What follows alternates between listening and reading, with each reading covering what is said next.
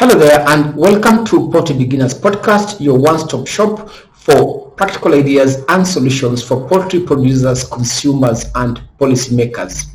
In this episode, I'm going to discuss 5 things you need to bear in mind when you're putting up a poultry house. My name is Biri Obogo. I'm the founder of Poultry Farmer.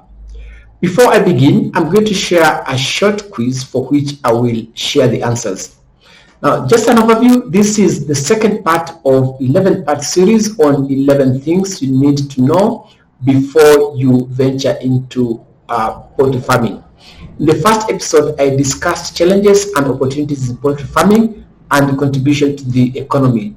Today's episode, I'm going to discuss how to construct a modern, predator-proof poultry house for your chicken. In terms of overview, I'll talk about Kienyeji Kenya products and services. I'll then get into 5 essentials in constructing a poultry unit. I'll look at floor spacing. I'll look at climate control, that is things like humidity, air quality, lighting and temperature. I'll then look at adequate lighting, building materials, and finally, farm biosecurity plan. I remember some of these concepts will be discussed in detail in subsequent episodes. So to start off, I'm just going to give you an overview of Kienyeji Kenya products and services, or in brief, Poultry Farmer. Poultry Farmer is a one-stop shop for practical ideas and solutions for poultry producers, consumers, as well as policymakers. Our products and services include chicken meat and eggs. We also do fertile eggs and table eggs. The other area is capacity building, training, and skills empowerment for farmers. We do this through virtual and in-person trainings. We also have a practical guide for rearing poultry called the Diary of a Poultry Farmer. We also produce day-old chicks and month-old chicks for farmers who want to rear to maturity, and then we buy back from them to help them in marketing. We also produce chicken feeds, and also we organize farm visits and demos. For more information, visit us at www.kienyeji.com. Now, one thing we believe in at Kienyeji Kenya is the idea of helping farmers to network together. We believe that farming works best only when ideas and inputs are shared to create synergies. Farming in groups rather than independently makes it easier to share knowledge and skills, to access markets, funding, as well as new technologies. We therefore support small-scale poultry producers to connect the national and global supply chain and supply chicks, feeds, vaccines, veterinary support, as well as processing of the poultry products and marketing. The other thing we have is a one-day Poultry Beginners training. This is an in-person training. It takes place the first and the last Saturday of every month. To book, you can either call us or send me an email. The venue is in Jiru off Kaguda Road in Nairobi's Eastlands area. The charges are only 3,500 per person to cover training manual, stationery, teas, and lunch. So make sure you book for your next training. We also have a guide, the Diary of a Poultry Farmer, which goes for 950 shillings a copy.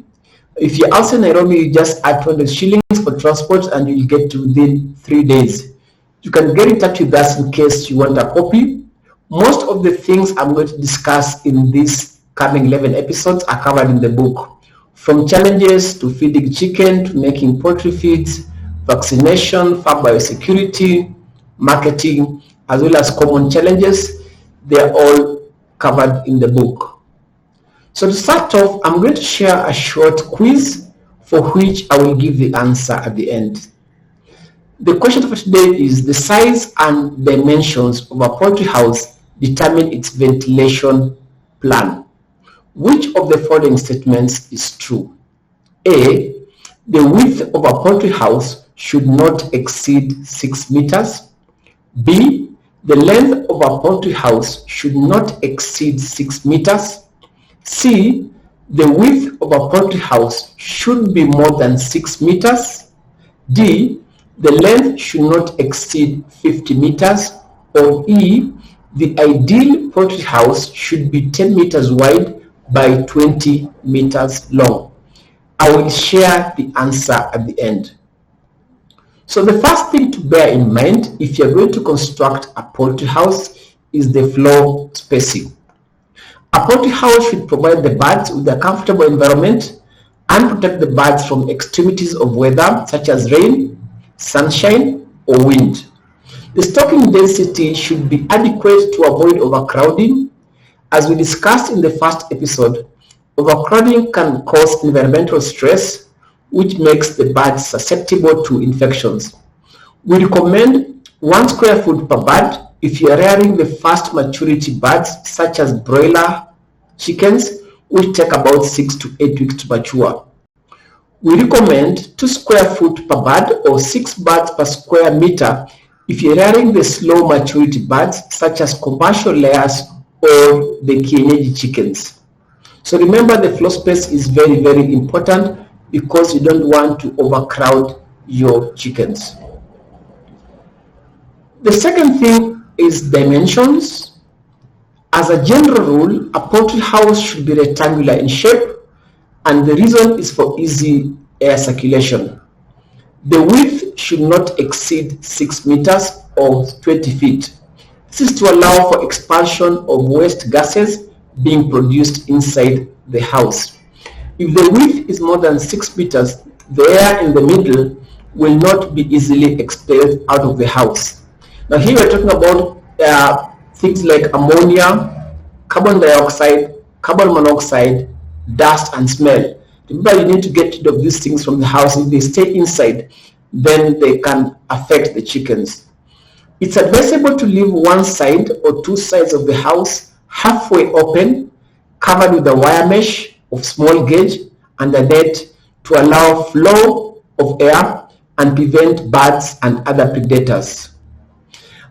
We also recommend an east-west orientation to minimize the amount of sunlight entering the coop directly. The second thing which is important is what we call climate control or ventilation. Proper ventilation removes harmful gases and are mentioned like ammonia, carbon dioxide, carbon monoxide, as well as dust and smell. So ventilation improves air quality, but it also controls the inside temperatures. It's advisable to leave one side or 2 sides of the house halfway open and covered with a wire mesh of small gauge and a net to allow airflow and prevent birds and other predators from getting inside.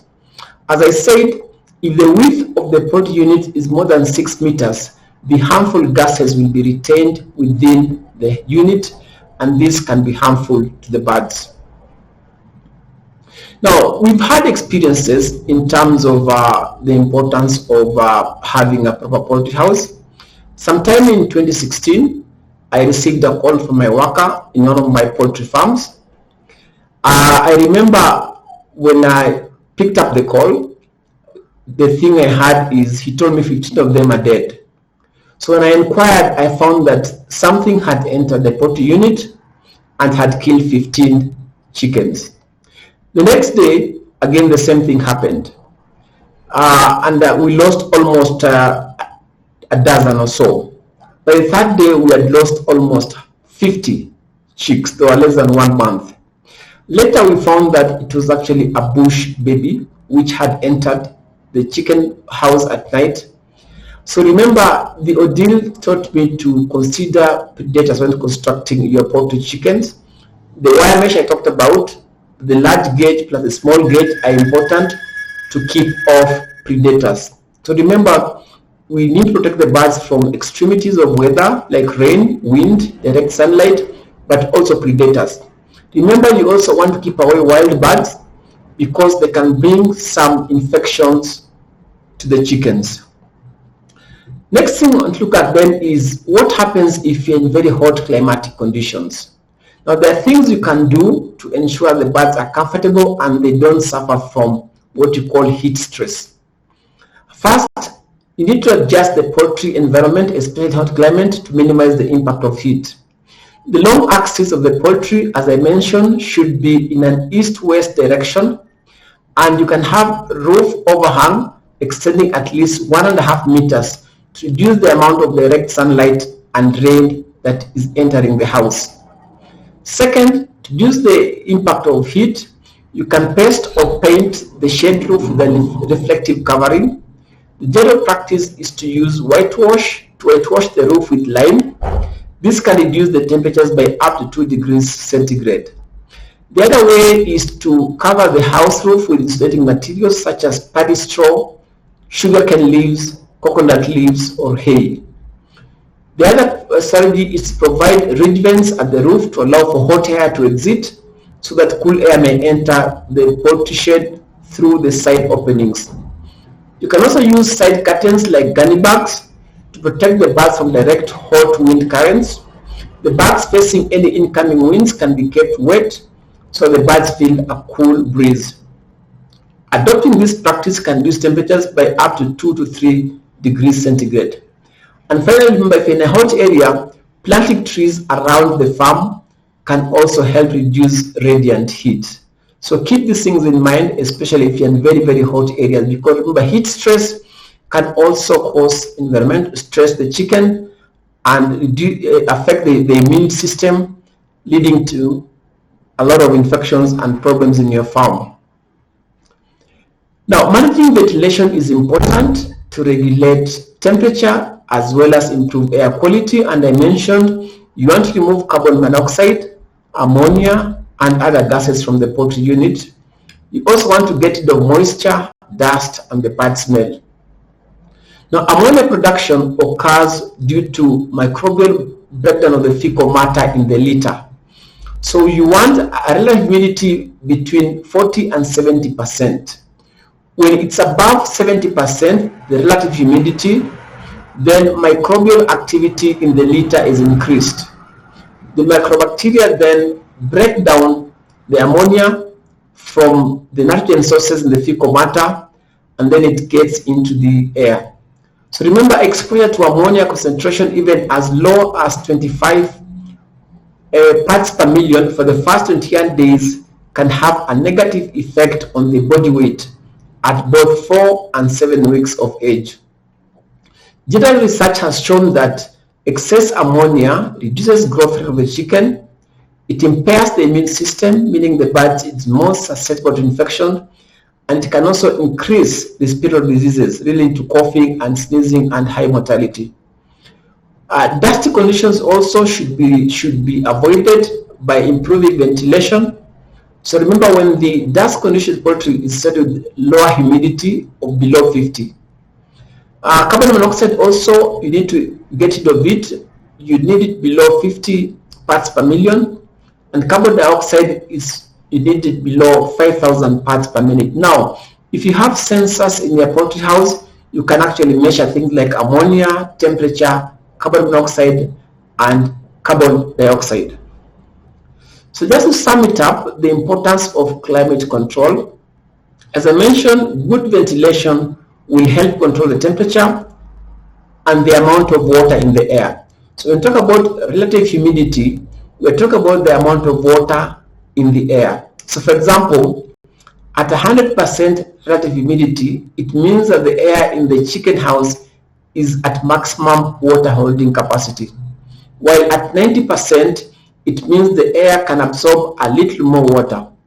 When the relative humidity is above about 40%, it allows for air to absorb a significant amount of moisture, which can then be removed by ventilation. Now, the starting point in understanding climate control, therefore, is ventilation. So remember, ventilation will affect relative humidity, will affect air circulation, temperature, as well as light. We want a relative humidity between 40 and 70%. As I mentioned, if it's above 70%, then microbial activity is increased, there's breakdown of nitrogen, and then ammonia is released. When there's too much dust, it tends to fall below 50%. As I mentioned, ammonia is not good for your chickens because it will slow the growth rate, impair immune system, make the birds susceptible to diseases. At the same time, it will increase the incidence of respiratory diseases. The other thing you need to take note of in a poultry unit is lighting. Light is an important factor during brooding, that is the first 1 month. Chick activity is greater in bright light intensity than in low light intensity. The increased activity will help the chickens to find food as well as water. Once they learn where the feed and water are located, that's around day 7 to 10, you can then reduce the light intensity and duration. We normally recommend light system should be designed to produce a minimum of 25 lux of light. That's about 2.5 foot candles or more at bad level. Typically, you need to leave the lights on for 23 hours a day during the brooding period, and the light intensity must be at maximum. Between day 7 and 10 of brooding, the light hours can be reduced. By day 10 to 14 of age, the light intensity should be reduced to about 5 lux or 0.5 foot candles. If you have a lux meter shown here, then it's very easy to measure the intensity of light in your poultry house. Now, the good news is that everything I've discussed in terms of poultry house, you can get it from my book, The Diary of a Poultry Farmer, Chapter 2. It has all the illustrations and all the information you need about constructing a poultry unit.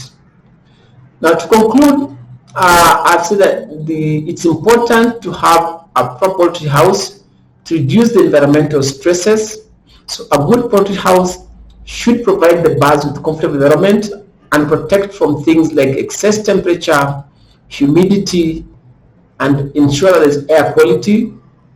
In particular, get rid of carbon monoxide and ammonia plus dust. You also want to avoid overcrowding, which also causes stress and immunosuppression. Remember also that poor housing conditions, apart from causing stress, they can lead to transmission of pathogens and bacteria in the poultry unit. So let's go back to the quiz. The question was, the size and dimensions of a poultry house determine its plan for ventilation. Which of the following statements is true? The answer is A. The width of a poultry house should not exceed 6 meters. It can be as long as you wish, but the width should not be more than 6 meters. And I mentioned why. It's because when it's very wide, then the air will not be able to escape. The gases will still remain in the poultry unit. For more information, you can get in touch with us through email as well as through telephone, and the contacts are indicated on this slide. Finally, thank you very much for listening. Please feel free to share the podcast with other friends and family. You can also like our podcast if you think it's interesting to you. Next time we'll discuss how to choose the chicken breed rare. Thank you very much for tuning in. Bye-bye.